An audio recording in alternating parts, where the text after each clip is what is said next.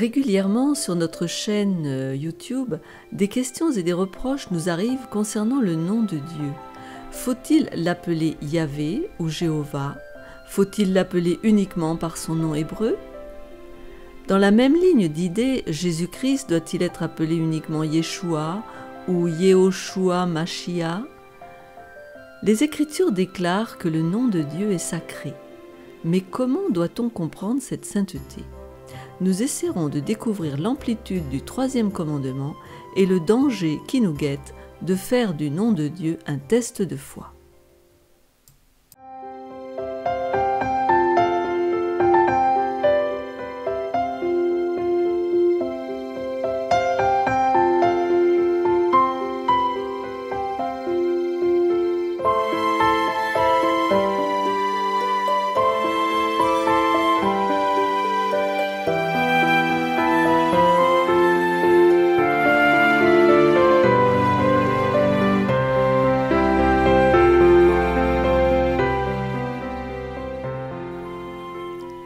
Découvrir la vérité sur le nom de Dieu. Le Notre Père, la prière du Seigneur, commence par la déclaration de la sainteté du nom de Dieu. Ce texte se trouve en Matthieu 6, verset 9. « Voici donc comment vous devez prier. Notre Père qui es aux cieux, que ton nom soit sanctifié. » La conclusion de la prière nous fait comprendre pourquoi ce nom est si sacré. Au verset 13, « Car c'est à toi qu'appartiennent dans tous les siècles le règne, la puissance et la gloire. Amen. » Oui, l'univers est le royaume de Dieu. Lui seul a une puissance infinie et son parfait caractère est sa gloire. Aucun autre être ne lui est comparable. Le nom de Dieu est saint parce que Dieu est saint. Et saint veut dire entier, consacré, complet, mais aussi mis à part. Anne, la maman de Samuel, avait compris la sainteté de Dieu quand elle dit, en 1 Samuel 2, verset 2, « Nul n'est saint comme l'Éternel. Il n'y a point d'autre Dieu que toi. Il n'y a point de rocher comme notre Dieu. » Dans le chant des Israélites, après leur délivrance des Égyptiens et la traversée miraculeuse de la mer Rouge, ils déclarèrent la sainteté de Dieu. On trouve ceci en Exode 15, verset 11. « Qui est comme toi parmi les dieux, ô Éternel? Qui est comme toi magnifique en sainteté, digne de louange, opérant des prodiges? » Non seulement Dieu est saint, mais son nom est saint. Il est dit en Luc chapitre 1, verset 49, « Parce que le Tout-Puissant a fait pour moi de grandes choses, son nom est saint. » Sa sainteté est la raison pour laquelle Dieu est jaloux de son nom. Ézéchiel 39, verset 25 nous dit « C'est pourquoi ainsi parle le Seigneur l'Éternel. Maintenant, je ramènerai les captifs de Jacob, j'aurai pitié de toute la maison d'Israël, et je serai jaloux de mon saint nom. » C'est aussi pourquoi nous ne devons pas prononcer le nom de Dieu au hasard, de manière négligée ou blasphématoire. En Exode 20, verset 7, au cœur des 10 commandements, l'usage inconsidéré de ce nom est condamné. C'est le 3e commandement. « Tu ne prendras point le nom de l'Éternel ton Dieu en vain, car l'Éternel ne laissera point impuni celui qui prendra son nom en vain. » De nombreux textes des Écritures donnent des avertissements contre la profanation du nom de Dieu. Par exemple, Ézéchiel 39, verset 7. « Je ferai connaître mon saint nom au milieu de mon peuple d'Israël, et je ne laisserai plus profaner mon saint nom. Et les nations sauront que je suis l'Éternel, le Saint en Israël. » Pour honorer Dieu et révérer son nom, l'homme est appelé à célébrer son saint nom. 1 Chroniques 16, 35. « Dites, sauve-nous, Dieu de notre salut, rassemble-nous et retire-nous du milieu des nations, afin que nous célébrions ton saint nom et que nous mettions notre gloire à te louer. » Rappelons que le nom de Dieu, c'est son caractère. Exode 33, versets 18-19 nous dit « C'est Moïse qui dit « Fais-moi voir ta gloire ». Et l'Éternel répondit « Je ferai passer devant toi toute ma bonté, et je proclamerai devant toi le nom de l'Éternel. Je fais grâce à qui je fais grâce, et miséricorde à qui je fais miséricorde. » Et il nous faut lire ensuite Exode 34 de 5 à 7, où les choses deviennent encore plus claires. L'Éternel descendit dans une nuée, se tint là auprès de lui, et proclama le nom de l'Éternel.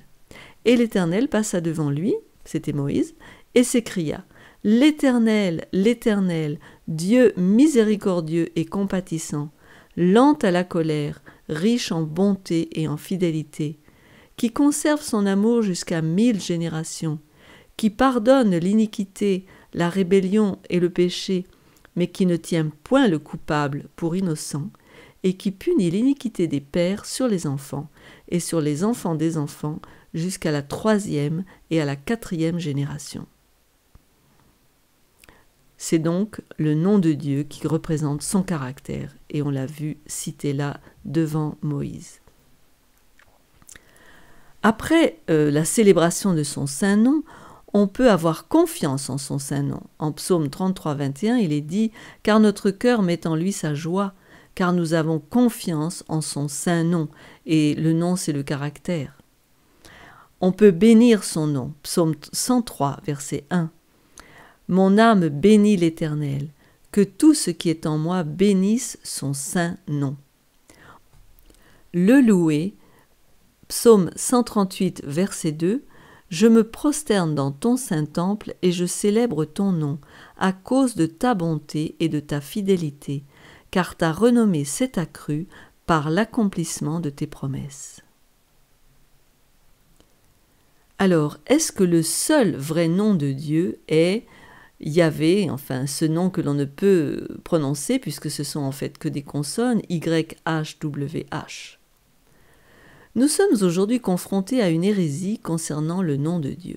Des personnes sérieuses, mais trompées, affirment que le seul vrai nom de Dieu est son nom hébreu, Yahvé, ou donc YHWH, qui est le tétragramme de 4 consonnes. Ceci semble assez innocent. Pourquoi ne pas l'utiliser en fait? Est-ce une erreur de l'utiliser?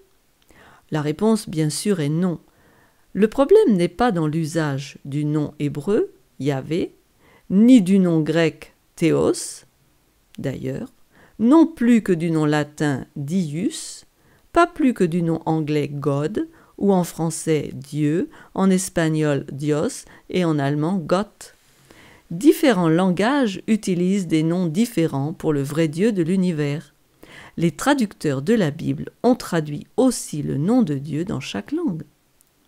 Le problème n'est donc pas dans l'usage d'un nom ou d'un autre, mais dans le fait d'en faire un test essentiel de foi chrétienne. Il me semble que ce qui compte davantage, c'est de garder ou d'observer le 3e commandement. Je le répète, tu ne prendras point le nom de l'Éternel ton Dieu en vain, car l'Éternel ne laissera point impuni celui qui prendra son nom en vain.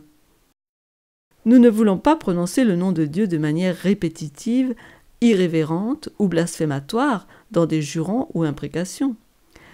Ainsi, le danger de cette position sur le nom hébreu uniquement ne doit pas être un test de foi. Dieu n'a pas donné d'ordre précis inspiré à ce sujet. Oui, le nom de Dieu est sacré, mais utiliser uniquement son nom hébreu va amener ses partisans à des problèmes insurmontables. Premièrement, quand les rabbins hébreux traduisirent l'Ancien Testament en grec dans la version Septante au IIe siècle, les rabbins juifs responsables de cette traduction n'ont pas vu de problème à traduire le nom YHWH en grec Théos.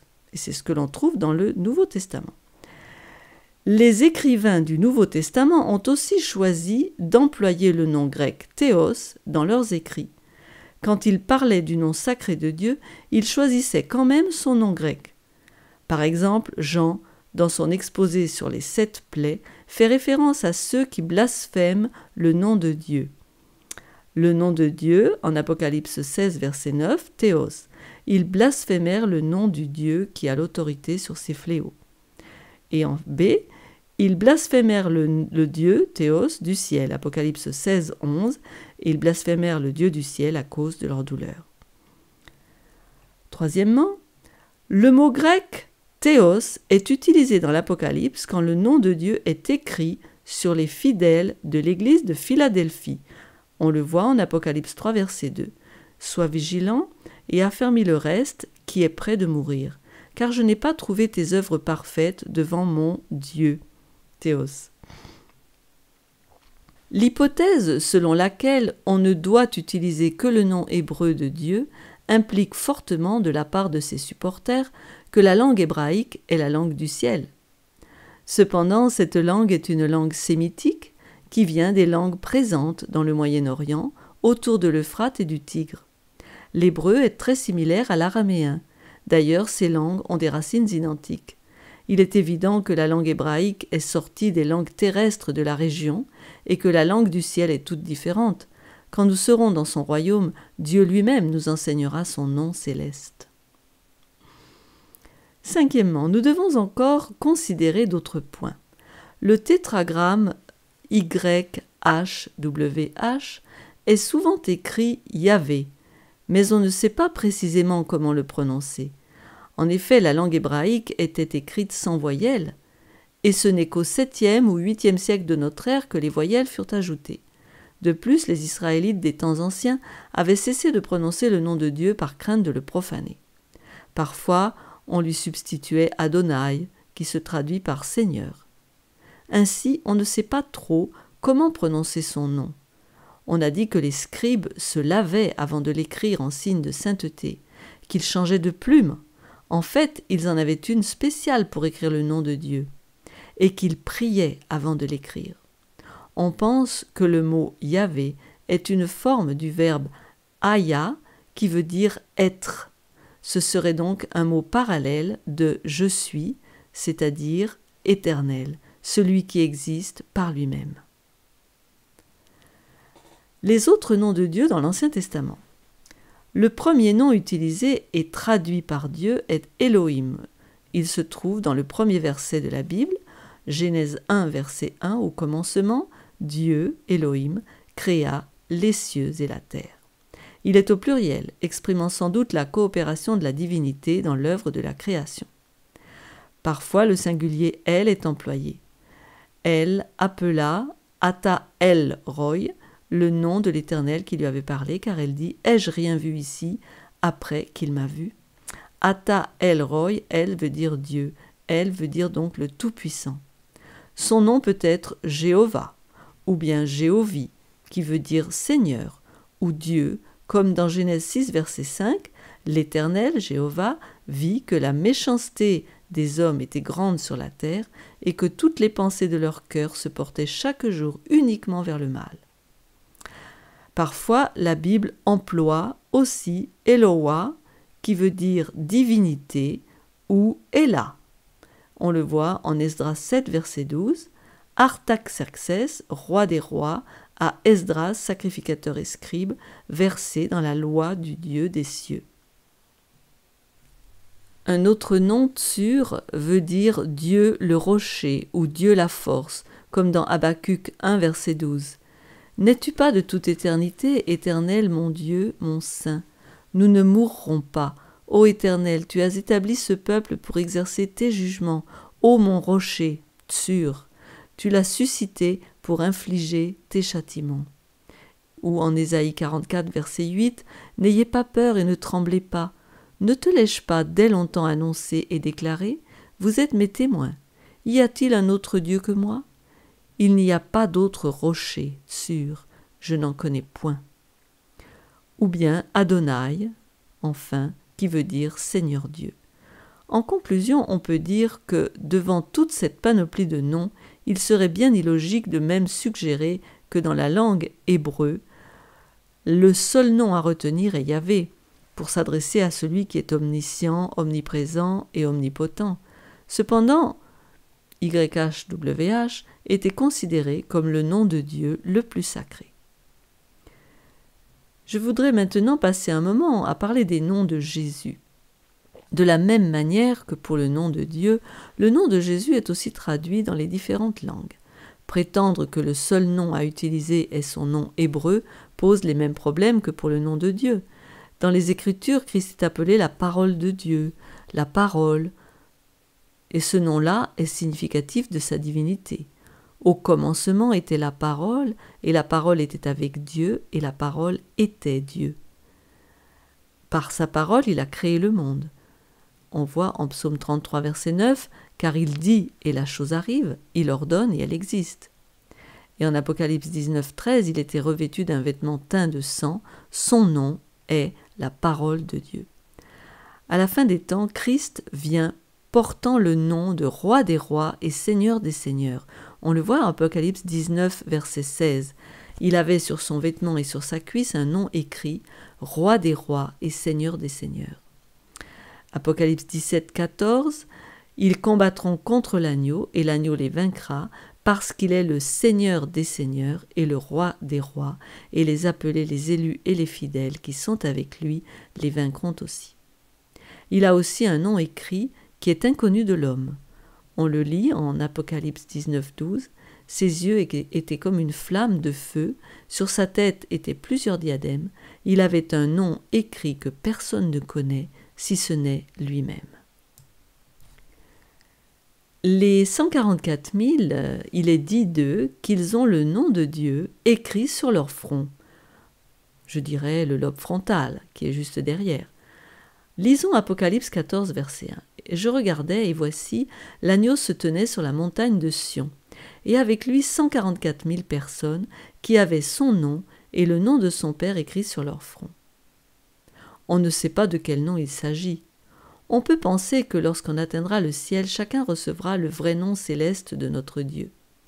Celui-ci nous fera réfléchir sur le parfait langage du ciel. Ce nom reflètera une réalité céleste que nos langues terrestres ne peuvent exprimer. L'Église chrétienne d'aujourd'hui a un grand besoin d'unité. Alors, ne la divisons pas en insistant sur l'usage du seul nom de Dieu pour le nommer, qui est donc Yahvé. Ce genre de controverse n'appartient pas à la véritable Église de Dieu, mais aux églises déchues de Babylone. En fait, on ne trouve aucun support solide dans les Écritures pour une telle affirmation, et même je dirais au contraire, ce vent de doctrine risque de miner la confiance dans les Écritures. Nous pourrions terminer en lisant le psaume 111, verset 9, où il nous est dit « Son nom est saint et redoutable ». Dieu nous appelle à méditer sur sa majesté, sa pureté, sa sainteté, afin que notre cœur soit impressionné par son caractère élevé. Il nous appelle à prononcer son nom avec révérence et solennité, et quand nous prions, à éviter les répétitions fréquentes et inutiles de ce nom. Car l'Éternel est un grand Dieu, il est un grand roi au-dessus de tous les dieux.